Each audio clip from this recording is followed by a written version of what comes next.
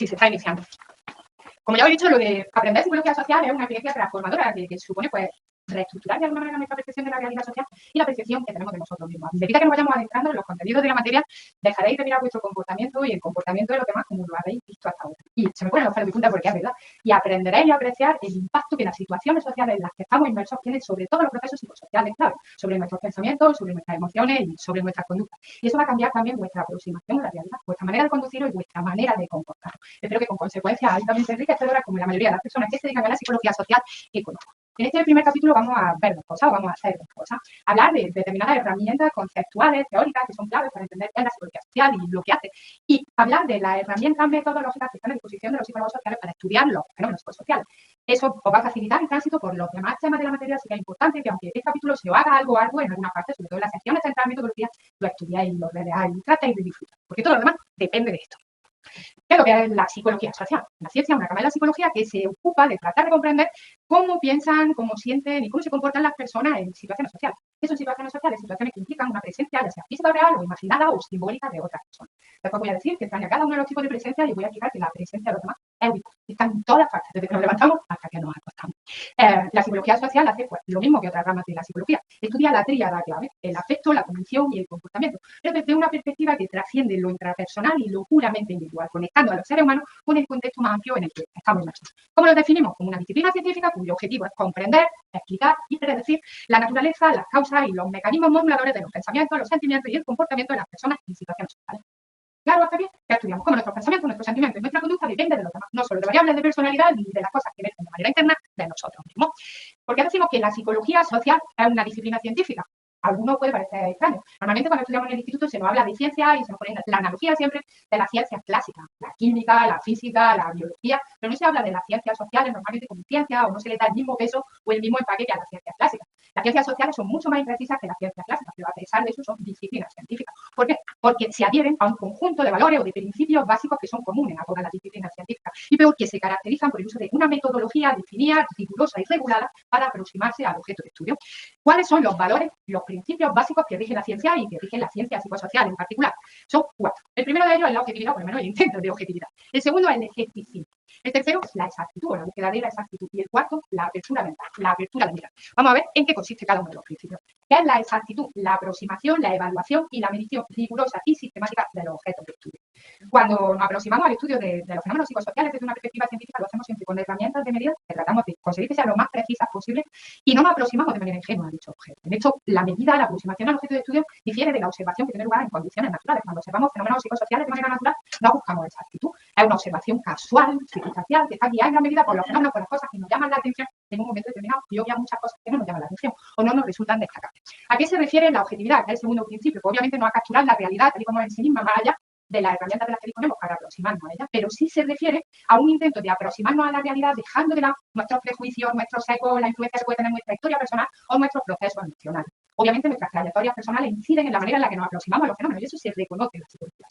Para que os hagáis una idea de hasta dónde llega el intento de conseguir objetividad, las publicaciones más prestigiosas dentro del campo se nos exige que antes de publicar un artículo contemos quiénes somos, de dónde venimos y lo que hemos hecho y cuáles son nuestros valores, para que los lectores de la publicación puedan hacerse una idea de cómo nuestros sesgos, nuestros prejuicios se han podido infiltrar de manera inadvertida en nuestras publicaciones. En la observación espontánea, natural, no hay una persecución de objetividad, hay una búsqueda de información que está motivada y que depende de heurísticos, depende de sesgos, depende de emociones, de filias, de fobias, etc. La tercera condición o el tercer principio que rige la psicología social es el escepticismo, que es esto, la duda epistemológica, el no creerse absolutamente en nada a no ser que esté corroborado por la investigación. Es más, incluso si tenemos un estudio, un par de estudios que avalen una determinada idea o una determinada hipótesis, tenemos que seguir siendo escépticos y tenemos que seguir teniendo dudas razonables. Es importante que solo confiemos en las cosas que tienen pruebas empíricas a su favor y que nuestro grado de confianza dependa de la magnitud de las pruebas existentes. Por eso es muy importante llevar a cabo estudios de replicación en los que se estudia el mismo fenómeno, se examina el mismo fenómeno muchas veces para observar si los resultados se confirman en sucesivas ocasiones, especialmente si dichos estudios de replicación están realizados por grupos de investigación o equipos de investigación distintos independientes y en países o en contextos diferentes.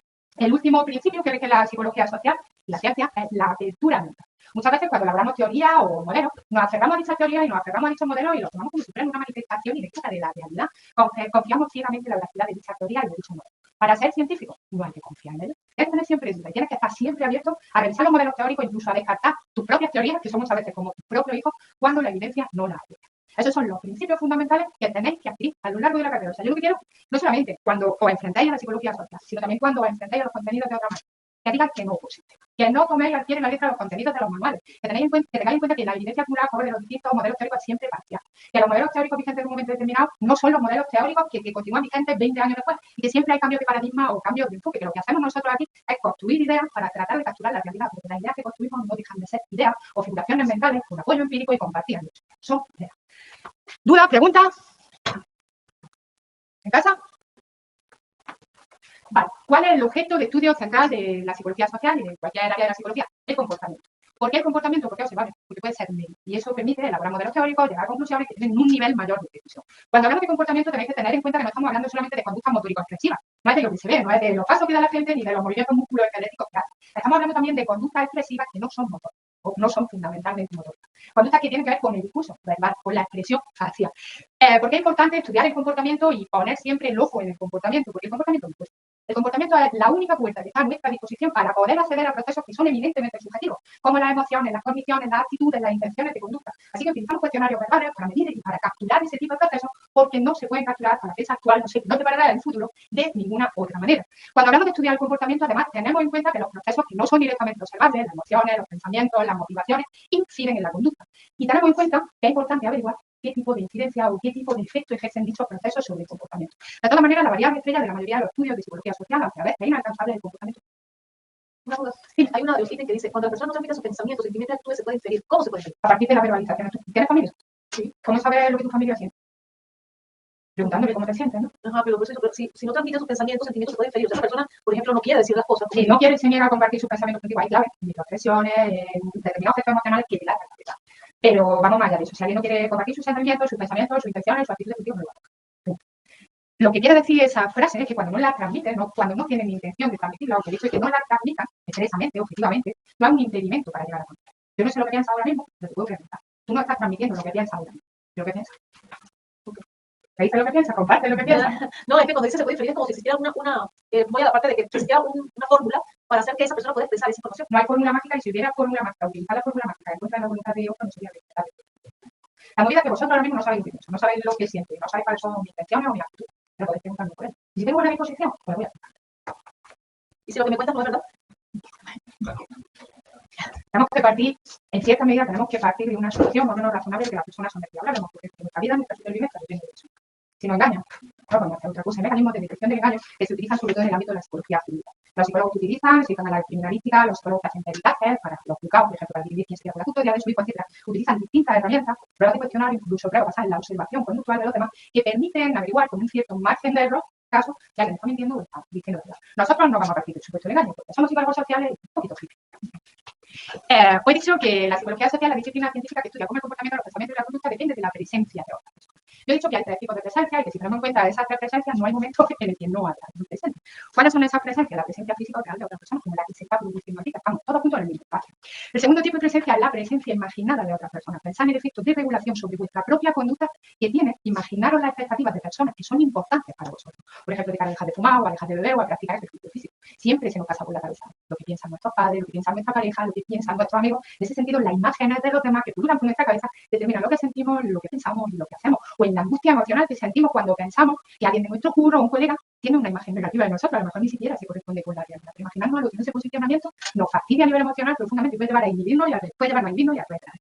Y al tercer tipo de presencias, a una presencia que es un poquito más difícil de entender, porque es una presencia simbólica o una presencia empírica, es una presencia que se produce a través de un flujo que tiene mecanismos o procesos de carácter macroestructural. Pensáis en las normas sociales que se han ido transmitiendo de generación en generación, en los valores, en las creencias, en las prácticas culturales que se comparten dentro de determinados grupos sociales, en las creencias religiosas, en los mitos acerca de lo que es la naturaleza humana. Todo eso permea esa dimensión, permea la totalidad de nuestra existencia.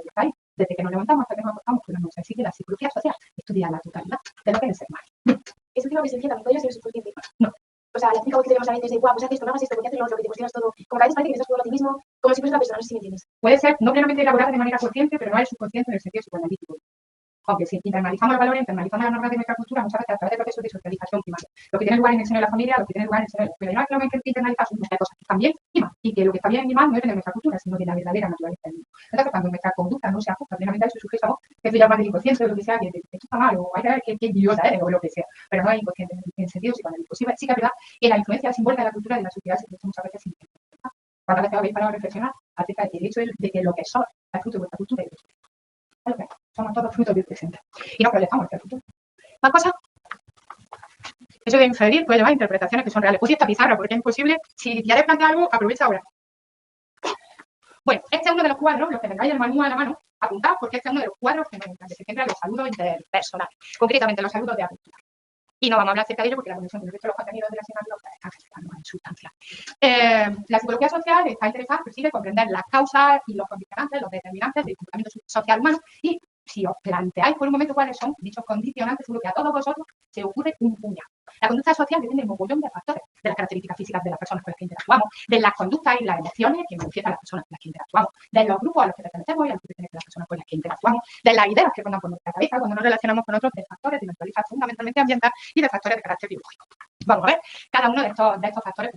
Hemos dicho que lo primero que incide en nuestro comportamiento social son las conductas y las emociones de otras personas. ¿Qué nos pasa con esto? Cuando pasa, por ejemplo, que tendemos a aproximarnos a personas que se han portado bien con nosotros mismos, que han sido altruistas con nosotros o que sabemos que han sido altruistas con otros. También tendemos a aproximarnos a personas que se ven enérgicas y alegres. ¿Por qué? Porque queremos que nos contagien con su energía y con su estado de ánimo. Por el contrario, tendemos a evitar a las personas que percibimos como egoístas, como poco competentes o que se comportan de esa manera o que tienen un estado de ánimo taciturno, recaído, simplemente porque no queremos que nos contagien ese estado de ánimo. Las características visibles de los demás, las físicas, también inciden enormemente lo que pensamos acerca de dichas personas y lo que sentimos acerca de ellas, concretamente en cómo la valoramos, la evaluamos si la percibimos de manera positiva o negativa, y es nuestro comportamiento. Uno de los efectos más constatables en el ámbito de la psicología social, que todos vosotros habéis experimentado en la vida cotidiana, es que la gente que es atractiva físicamente de acuerdo con los estándares de belleza que predominan en el contexto cultural en el que estamos inmersos, tiene una inmensa ventaja.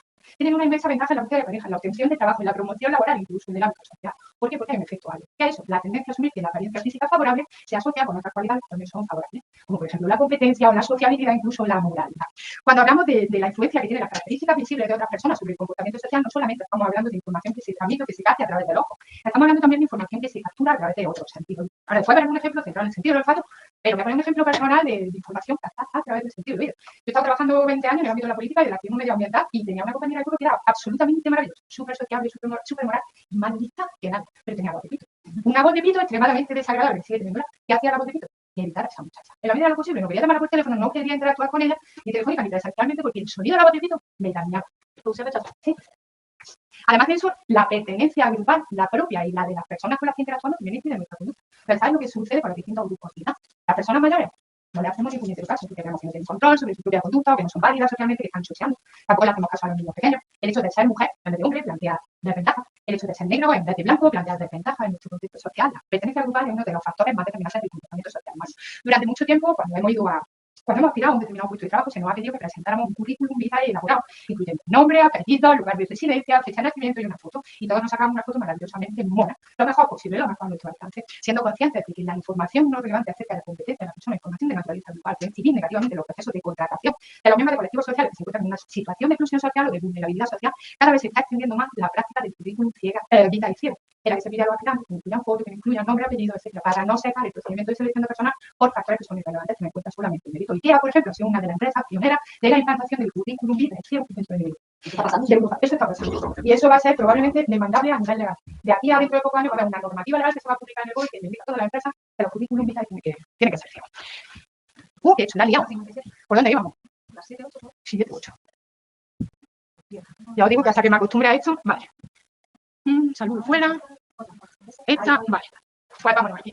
Los procesos cognitivos, las ideas que rondan por nuestra mente, también inciden de manera fundamental en nuestro comportamiento. Imaginaros que hubiera llevado hoy media hora tarde a la clase y que hubiera dicho, chicos, lo siento mucho, pero ayer estuve bebiendo whisky de marcas a las 6 de la mañana y escuchando rock and roll. Esta mañana me he levantado con un dolor de cabeza terrible y no me acordaba de mirar la agenda ni las tutorías hasta hace 15 minutos. Por eso yo ¿qué pensaría? Y tengo un morro que no me cabe en el cuerpo y obviamente reaccionaría de manera negativa. Imaginad que por el contrario llevo media hora tarde y digo, lo siento mucho, me va a roja esa polo, lo siento mucho. Hay un accidente en la puerta del jardín aquí del centro de la sociedad con un niño pequeño que se ha levantado la piel de la rodilla y me ha dado tanta pena que no he podido. ¿Qué pensaría? Qué baja, ¿eh? Hay que ver qué buena gente es esta tía. Vuestra reacción sería completamente antítesis a la reacción que tendría si hubiera estado viviendo cualquier falta. Y eso condicionaría vuestra conducta, no solamente hoy, sino a lo largo de todo el curso académico y probablemente vuestros recuerdos sobre mi persona en el futuro. Eso se llama la primera impresión. Primera impresión, efectivamente. ¿Qué pasa con nosotros? Que somos máquinas de buscar sentido y significado. Observamos el comportamiento de los demás y tratamos de hacer inferencias acerca de su carácter. Nos preguntamos, ¿esta persona es lista o no? ¿Esta persona es eficaz o no? ¿Esta persona es sociable o no es sociable? ¿Esta persona es benevolente o no es benevolente? Y nuestra conducta depende de esta imagen. Nuestra conducta también depende de las razones que utilizamos para explicar el comportamiento de los demás, de si atribuimos su comportamiento a factores disposicionales internos, variables de personalidad, o le damos peso a los factores situacionales, contextuales. La mayoría de vosotros, la mayoría de nosotros, tenemos un seco que puede ser bastante pernicioso, que se llama el error fundamental de atribución. Luego hablaremos de eso. Es la tendencia a inferir que el comportamiento de los demás se debe a características internas de la persona y a desestimar el influjo de la variable contextual. La mayoría de lo que hacemos depende de la situación en la que estamos inmersos, no tanto de lo que somos. O al menos es uno de los postulados básicos de la psicología social, en contraposición a la psicología de personalidad, que tiende a pensar que todo emana de la naturaleza interna de la persona. No sé dónde colocarme, de verdad. Vale, os he dicho que íbamos a dar un ejemplo de cómo el sentido del olfato influye en nuestro comportamiento social. Esto está en un cuadro dentro del manual que tampoco está en el examen, pero vamos a hablar de eso porque me parece que es bastante chulo y creo que a vosotros os va a parecer lo mismo. Y además porque os podéis familiarizando poquito a poco con los procedimientos experimentales. Es un experimento que consta de dos fases. En la primera fase, los investigadores presentaron a los participantes fotografías de dos personas, Mike y Mike. A un grupo de participantes les presentaban fotografías de un Mike y a otro grupo de participantes les presentaban fotografías de otro Mike distinto. Aquí veis a los dos Mike. Son dos tíos muy parecidos que además eran evaluados por participantes en estudios previos como iguales de atractivos físicamente. A los participantes a los que les tocaba el Mike A, simplemente les presentaban de manera reiterada fotografías del Mike A. A los participantes a los que les tocaba el Mike B, les presentaban fotografías de manera reiterada del Mike B, pero en el 30% de los casos disparaban bombas fétidas en la sala. ¿Qué pasa con eso? Que los participantes asociaban al Mike B con un olor desagradable, un olor ateo directamente, y luego le presentaron una serie de historias en las que describían el comportamiento de Mike A y Mike B. Las descripciones eran exactamente las mismas, incluían ejemplos de conducta prosocial y ejemplos de conducta antisocial, como por ejemplo tirarse del restaurante sin dejarle propina al que es algo súper importante en los Estados Unidos, porque se hizo un estudio. Y luego les preguntaban a los participantes si las conductas se debían al influjo de la situación, las positivas y las negativas, o al influjo de variables de personalidad. ¿Cuál fue el resultado? Que los participantes que habían estado expuestos al Mike B, al Mike apetoso, decían que las conductas positivas de ese tío se debían a la situación.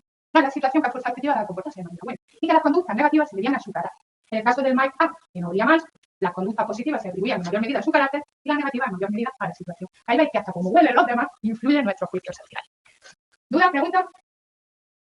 Vale, qué bien, no, estáis enterando de todo, qué mal, no tengo ni idea. Hemos dicho también que las características del entorno físico del ambiente en el que estamos inmersos repercute en la conducta social. Una de las manifestaciones más evidentes de esto está en la literatura que vincula las altas temperaturas con la agresividad y la violencia. Desde la época de los 70 más o menos sabemos que la agresión interpersonal e intergrupal es mucho más alta cuando hace calor que cuando hace fresquito. Y por ejemplo, Ruderman y Fong analizaron extensivamente los tiroteos que habían tenido lugar en los Estados Unidos durante 10 o 15 años con víctimas múltiples y lo que observaron es que las temperaturas normales para la época del año son un predictor de los tiroteos y del número de víctimas de los tiroteos.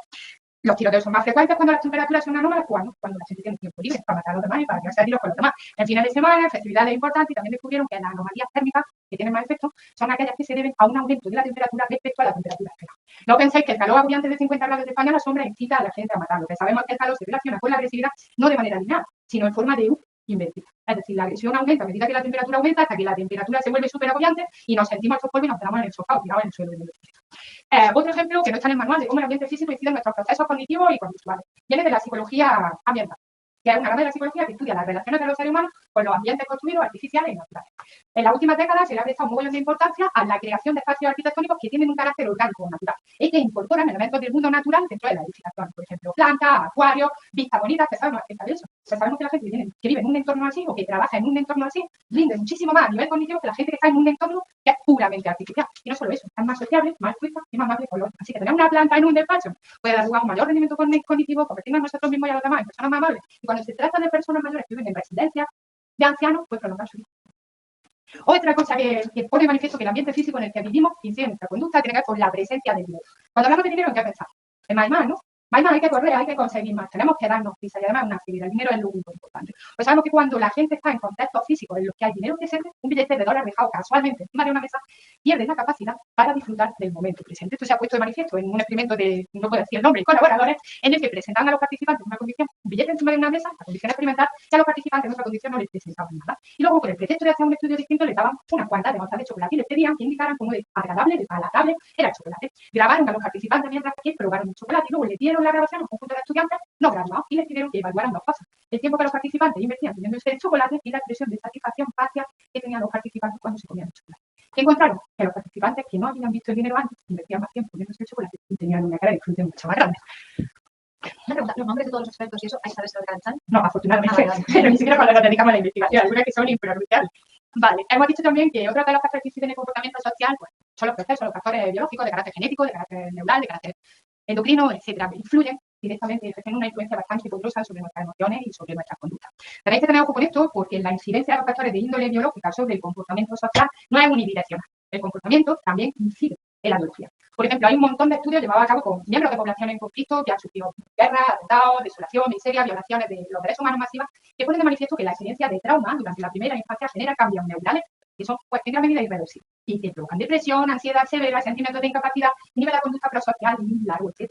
También tenéis que tener en cuenta que la incidencia de los factores ambientales y los factores comportamentales sobre el funcionamiento biológico no tiene por qué ser inmediato. A veces se demora muchísimo el tiempo. Pues se relaciona con la activación o con la desactivación de determinados genes que solo son relevantes al momento evolutivo ulterior. Todo eso se llama epigenética y lo veréis con más detalle, asumo, en la asignatura de fundamento biológico biología de la conducta, psicobiología.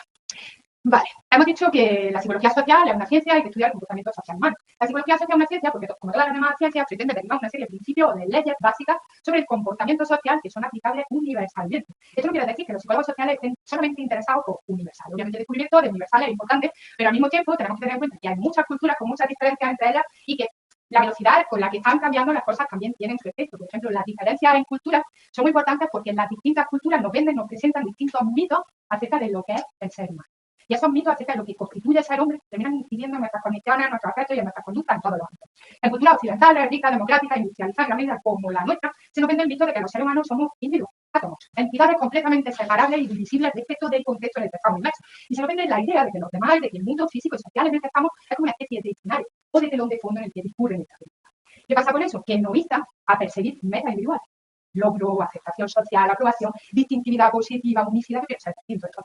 Las culturas colectivistas, por el contrario, en América Latina hay un nivel de colectivismo más alto que aquí, y sobre todo en las culturas del sudeste asiático, China, Corea, Japón, el modelo de la humanidad, el mito del hombre, excelente, es completamente distinto. Los seres humanos no se presentan como entidades atómicas, sino como entidades situadas en un contexto social más amplio. ¿Qué pasa con estas personas? Que no se perciben a sí mismas como divisibles respecto al mundo social. Se perciben a sí mismas en función de los roles sociales que ocupan en los distintos contextos en los que discurre su vida, como padre, hijo, hermano, compañero de trabajo de no sé qué empresa, etc. Como consecuencia de eso, no pretenden destacar por encima del resto, pretenden conseguir armonía global y pretenden lograr metas globales.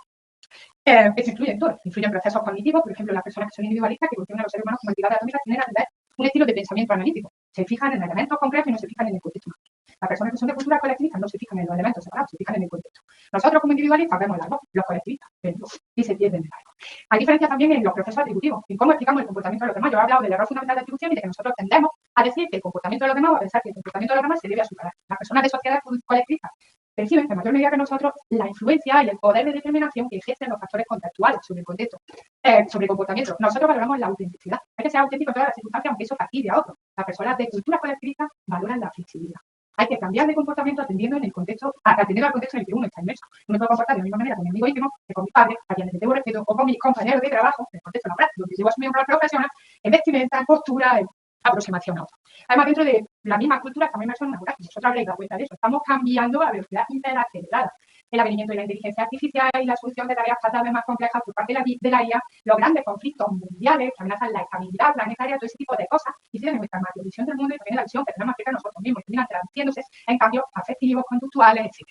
¿Una pregunta acerca de esto? No, mira, si la psicología social estudia el comportamiento social humano, yo invierto todas las horas de vigilia del día pensando en el comportamiento social humano, básicamente, y todas hacemos lo mismo, estamos dando vueltas al rum de ideas acerca de la conducta social. Y en ese sentido, de verdad, pagarle a una casta de gente como esta cultura para que se dedica a estudiar científicamente el comportamiento social, ¿de verdad que tenemos que pagar el sueldo a los psicólogos sociales? La respuesta es que sí. ¿Por qué? Es una respuesta afirmativa por algo que he dicho antes. Las conclusiones a las que llegamos funcionando como psicólogos y sabemos, tirando del sentido común o tirando de intuición, muchas veces no son compatibles con los hallazgos que se realizan en el ámbito científico. La psicología social mola mucho porque estudia o se ocupa de fenómenos cotidianos que son centrales para todos nosotros, pero mola mucho también porque muchos de los hallazgos de la psicología social son absolutamente contraintuitivos y nos vuelven la cabeza del revés. ¿Cuántos de vosotros habéis pensado que tener un billete de 10 euros en la mesa podría llevar a una multiplicar escolar? Eso es lo que descubrieron los psicólogos sociales, se dedican profesionalmente a eso. La psicología social infiere en varios sentidos, en varios aspectos del sentido común. Para empezar, los psicólogos sociales se interesan por las causas que explican el comportamiento psicosocial y por predecir el comportamiento psicosocial antes de que acontezca. El sentido común se ocupa de describir las cosas una vez que dichas cosas han sucedido. Además, la psicología social permite plantear hipótesis alternativas o hipótesis contrarias y determinar cuál de las hipótesis contrarias es correcta, así como cuándo, en qué momento, para quién, para qué tipo de individuo, dependiendo de características de personalidad y por qué ocurre una cosa en vez de ocurrir. El sentido común está afectado por el sesgo retrospectivo, que es nuestra creencia, nuestra tendencia a creer que podríamos haber predicho otras cosas una vez que las cosas han sucedido. Yo no sé si os pasa alguna vez que os cuentan algo y de repente tenéis la sensación de Eso yo ya lo sabía, que iba a ganar el PP, o que iba a ganar el PSOE, o que los israelíes iban a cargar los ataques masivamente. Eso es el sesgo retrospectivo, la tendencia a sobreestimar nuestra capacidad de predecir los acontecimientos una vez que han sucedido. Y se debe a procesos de naturaleza cognitiva, prestamos más atención a la información disponible, que hablamos disponible, cuando nos informan de que algo ha pasado, prestamos atención al hecho de que si algo ha pasado, dejamos de atender al hecho de que no ha pasado. A procesos metacognitivos, relacionados con una atribución mayor de probabilidad a la ocurrencia de algo que ha pasado, y a procesos egocéntricos, relacionados con el hecho de que todos queremos ser el mejor rapel, el mejor adivino. Y bueno, Pero procesos metacognitivos. metacognitivos son procesos de segundo nivel, reflexión acerca de reflexión. Por ejemplo, cuando yo tengo una idea, tengo una cognición de nivel básico de primer nivel, pero cuando me dedico a pensar acerca de esa idea y empiezo a cuestionar la certeza que tengo en esa idea, o si estoy tonta teniendo esa idea, no estoy tonta teniendo esa idea, ya estoy aplicando metacognición. Procesos de segundo orden se relacionan con la recursividad, ya veréis esto cuando tengáis psicología del lenguaje, con la capacidad recursiva que tenemos los seres humanos, de elaborar estructuras cada vez más complejas de nivel superior. Por ejemplo, la metacognición no es solo importante de cara a juzgar la certeza o la evidencia que existe a favor en contra de nuestras propias creencias, sino para poder coordinar nuestra conducta. Si yo quiero hacer algo contigo, tengo que adivinar lo que tú piensas acerca de mí. Y tengo que adivinar lo que tú piensas acerca de mí. Si me ves de manera positiva, te fías de mí o no te fías de mí. Esa adivinación acerca de un estado mental tuyo que se refiere a mí, tiene un gran y a un hito evolutivo bastante complejo. Los niños no son capaces de hacer eso hasta que no tienen TCA de manera plena. Y no hay ningún otro primate que sea capaz de hacerlo. No sabemos de elefantes ni de delfines por ahí. Y en ese proceso de adivinación, dijo profesora, estaría relacionada al conocimiento previo, tu experiencia anterior. Sí. Pero no sé que esta persona no me va a quedar mal porque ya hizo algo que sé que confío en él, por ejemplo. Sí.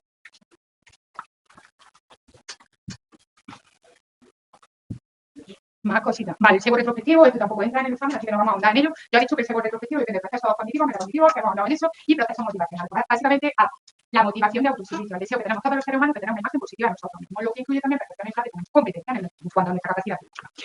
Vale, esto va como un loco. Os he dicho también que la psicología social, además de decir que es una ciencia, he dicho que es una ciencia social. Y como tal, no se engloba en el mismo cajón de desastre que la mayoría de las disciplinas psicológicas con las que vais a familiarizar a lo largo de la carrera, que se engloban dentro del área de la ciencia de la salud. Psicología, psicología clínica, forma parte de la psicología de la salud, psicología de la personalidad.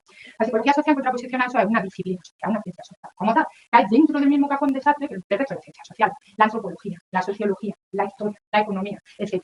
Las ciencias sociales coinciden en el hecho de que estudian a los seres humanos y las sociedades y los contextos sociales es lo que viven.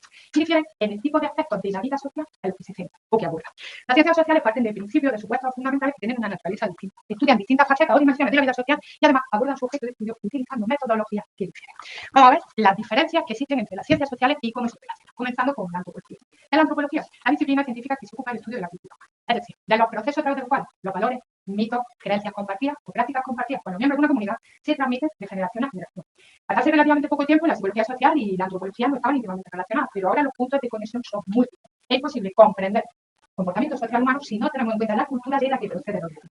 Y los psicólogos sociales, nosotros estamos acostumbrados a trabajar conjuntamente con antropólogos en la elaboración y la gestión de distintos proyectos. Por ejemplo, yo colaboro con antropólogos del Reino Unido y de Chequia en el estudio del valor que tiene la adhesión a determinadas prácticas religiosas como una señal simbólica que de alguna manera indica a los demás que quienes hacen esos sacrificios religiosos, participan en rituales religiosos, son personas dignas de confianza. Así que la comunión entre ambas disciplinas es bastante posible. Luego tenemos la economía. ¿De qué se ocupa la economía? Del estudio de los procesos de producción, distribución y consumo de bienes y de recursos.